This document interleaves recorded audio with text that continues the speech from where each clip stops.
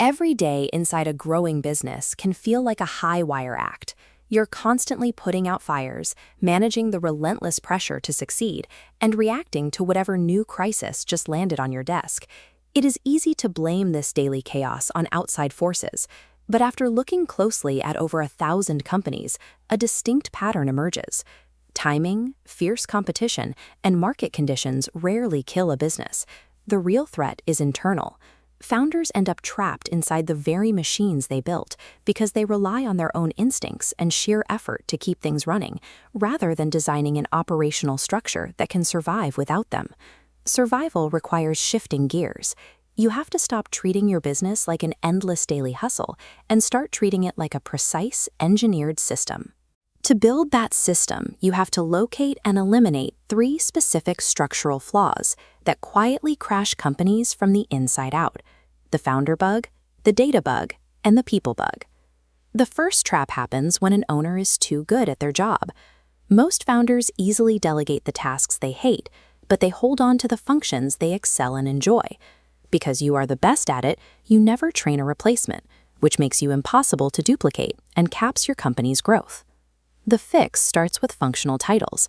If you handle hiring, you're a recruiter. If you close deals, you're a senior sales rep.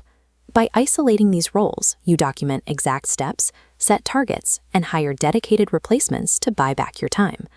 But once owners finally get some breathing room, usually right around the $1 million revenue mark, they trip over the second manifestation of this bug.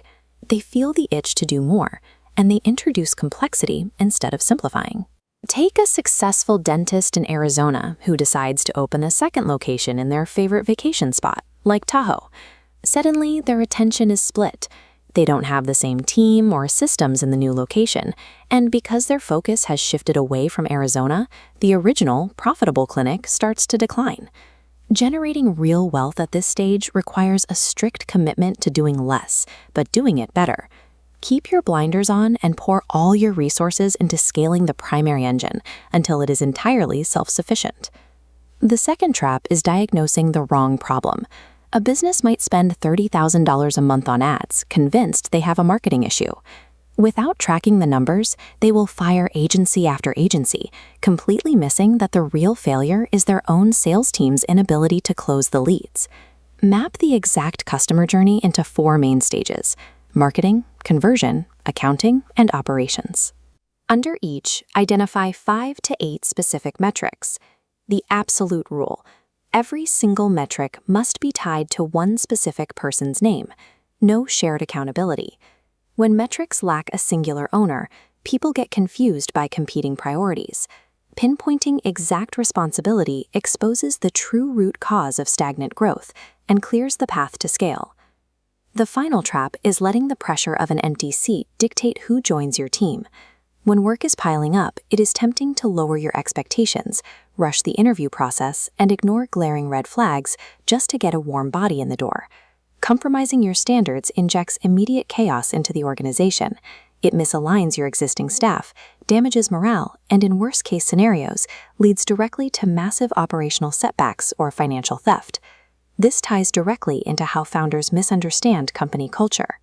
An attractive workplace is not built on ping-pong tables, forced happy hours, or trying to be best friends with your staff. True culture is an infrastructure that clearly defines what success looks like from the exact moment a new hire walks in the door. It means giving them established processes, immediate feedback when they are unsure of a direction, and direct coaching tied exclusively to the specific metrics you assign them in the pipeline. Experienced professionals do not want a playground. They want to work in a structured environment where expectations are explicit and their success is structurally supported. Scaling a company requires a total evolution of your daily role. You have to step out of the trenches as the primary doer and take your place as the architect of an interconnected system. A mature business functions because of documented processes and strictly accountable individuals. It survives and grows independent of the founder's sheer willpower or personal charm. A hustle-based operation is incredibly fragile. If you get sick or want to take a vacation, the whole thing falls apart. But a business built on rigid engineering and high standards becomes a highly resilient asset. You cannot outwork a bad system. Take the time to audit your metrics. train replacements for your most comfortable roles, and design an architecture built to scale.